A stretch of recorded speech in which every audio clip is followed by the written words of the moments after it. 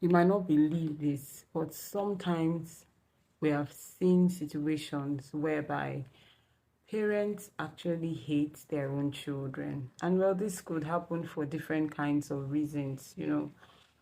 Sometimes it's because of the situation that surrounded the birth. Sometimes it's a psychological problem, and we will get more into that as we continue with this video. And then, well, sometimes it's based on the situation in the marriage, if there's a marriage or there's a relationship. Sometimes parents kind of end up hating their own children, or acting like they hate them, because it would seem very, very, very unbelievable. And well, you and I saw the video of Angela Nwosu telling the story about how she was maltreated while she was growing up by her own parents. And then you have heard people here and there say to you, I can't believe they were my parents. I asked my mom, are you sure you're the one that gave birth to me? And all of that. But in the same dynamic in the same family, you still see some of the siblings who say that didn't happen. It's not their own experience. So we have psychologists, and we know some of our therapists have said to us that it is very, very possible for two different siblings, the same house, same father, same mother, to grow up in a situation where one totally has a different childhood from the other. One person is a Nepo baby, the other one is a Lapo baby. One person is loved, the other one is hated, one person. And well, we've seen such situations on and on. But well, I said all of this to say that the invalidation I saw using Angela's own experience as an example, it was unbelievable. I saw people saying it didn't happen. I think she has a new product out, and they're saying it's just a marketing strategy. She's trying to court publicity. She's looking for how to go viral, and that's why she's throwing her mom under the bus. Well, this is what I have to say.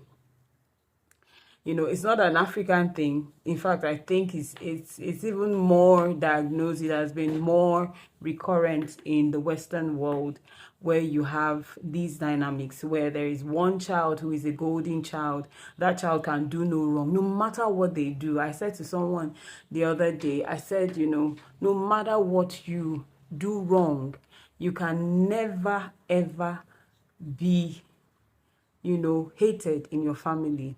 And then for the other one, who is the scapegoat, there's the golden child and the scapegoat, and then there are every other person around, which I'll talk about a bit more. So the golden child, no matter what they do wrong, no matter how bad they get, no matter what they do, they can never do something that is wrong enough for them to be reprimanded, or for them to be hated, or for it can never be that.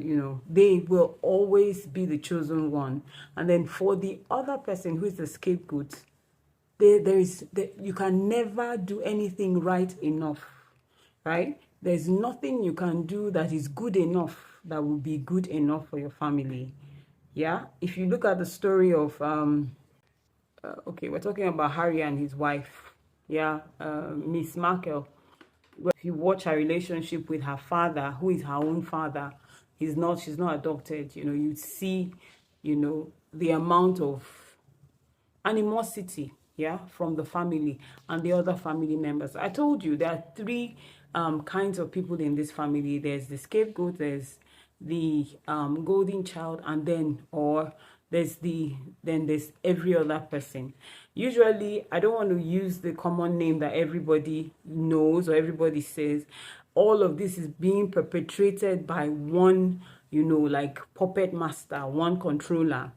Yeah, so among the siblings, there's this one, and then there's that one, and then the other ones I can call them fly monkeys. Their role is to support the evil that is being done. And well, these people, whether they're good people or they're bad people, they just have to support whatever is being said, whatever is being perpetrated whatever evil they see, they're not supposed to talk, because if they do, they will be punished. They will be punished. They will be severely punished.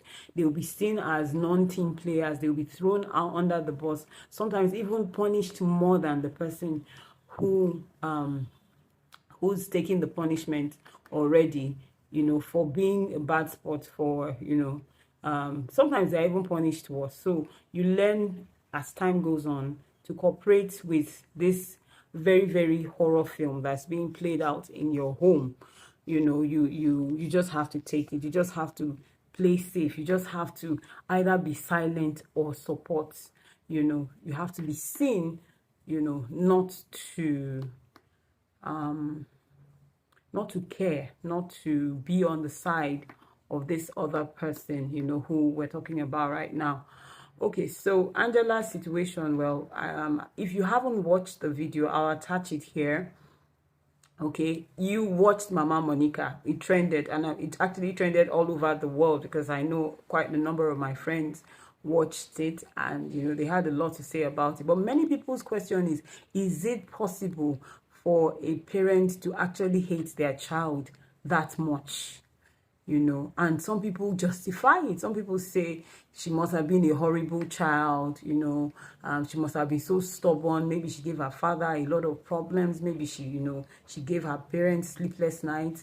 Some other people say they understand that maybe when she was young, somebody said, was telling a story and was trying to justify that the family were actually well-to-do, and when the child came, this was one of the parents of the family saying that when the child finally came, that they lost a lot of money, the father lost his investment and all of that. So it would seem like when children with good head, if you're African, you know what I'm saying, if you have a good chi, or if you have a good I don't know what they call it, ori eleda, something, if your eleda is good, that you would have brought prosperity, but now you did the opposite and brought poverty, that people started, the family fell apart and became financially bereft of funds because you came.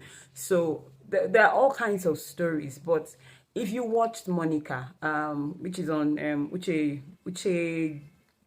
Jumbo, Uche Montana TV on YouTube, if you watch Monica, you would see that everybody was asking the same question. How can her mom treat her so badly? No matter what she did right, no matter how she tried, she was still treated like that. And then her sister and her brother, no matter what they did, they were correct. They could never do anything wrong enough. And of course, I told you, usually a parent, sometimes it's one of the siblings, is usually the puppet master, masterminding all of this. If you have not heard of these dynamics, go to the comment section. Somebody will tell you what it's about. And well, this thing happens every other time. All right, we'll be talking more about this particular situation. If you have seen this, if it happened to you, go down in the comment section. Let's talk more about it. And then if you want me to do another episode, or if you want us to go deep down and give you real life examples, and show you some evidence of some of these things that happen, they do happen. There's no need in validating anybody's story.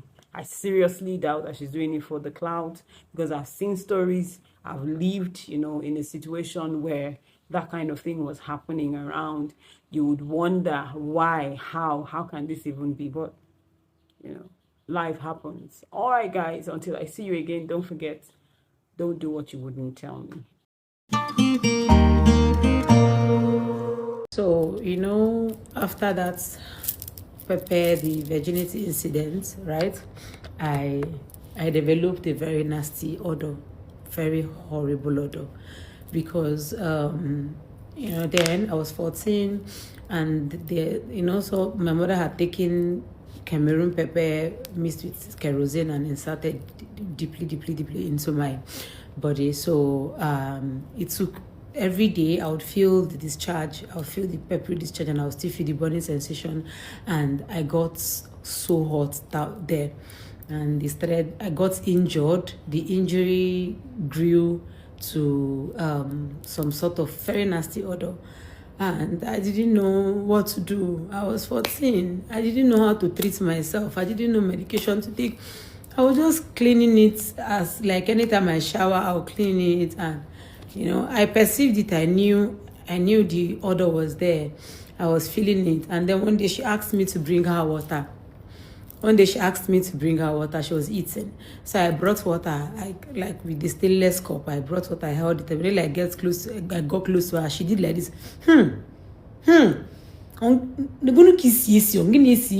Like, look at how you are smelling. Are you the one smelling like this?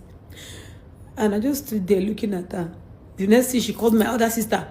My other sister was in the other room. She called her, shouted out her name. That one came. She said, come. She said, well, like my sister should perceive me, so to make sure she's not the only one perceiving this in my other sister. Those of you that are saying I'm the first child, no, I'm not the first child. I have an elder sister, right, that they pampered, very much pampered, trust me. So my other sister came and then did like this on me. Hey Angela, gave you AC. So I just stood there. And she collected the water from me and told me to get out. I should not come closer again, and I'm smelling. My other sister started laughing. So I went back into the washroom. I took sponge. I washed myself. I washed and I was praying, please, God, please let this one not smell. Let this one not smell like this. Because I was still going to school. And that time it was vacation period, right? So I was praying, let this smell end with the vacation, but unfortunately it didn't. We started school. I had to go to school with the smell. Then they made me the health prefect. So imagine health prefect with that kind of odor. It was one girl. Our people that went to the same secondary school with me will remember the girl. I went to Tony International College, right? So her name is Chiamaka Kemi Wilfred. I'll never forget.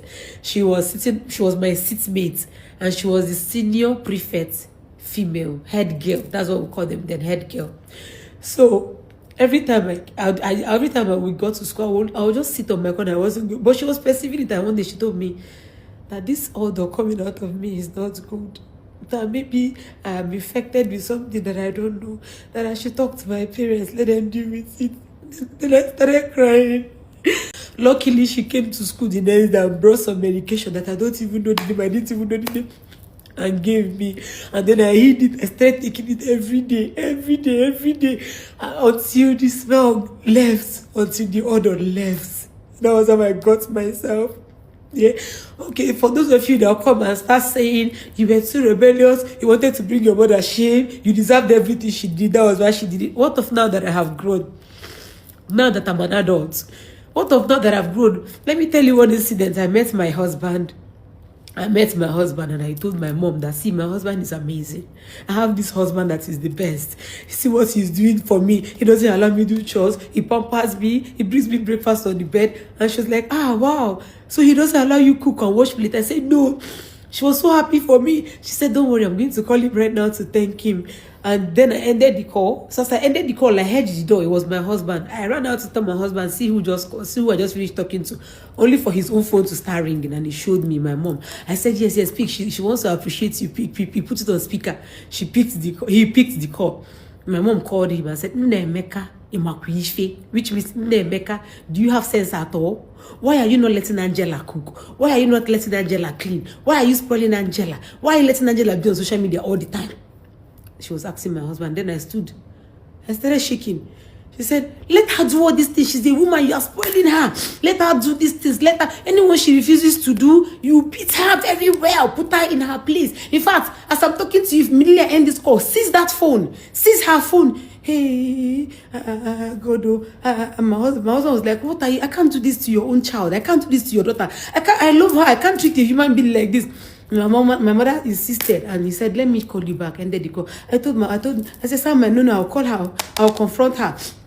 I called her and confronted her. Immediately I told her, I was there when you were. Why are you like this? Why do you hate me so much? I was there. Why did you like this woman? She ended the call.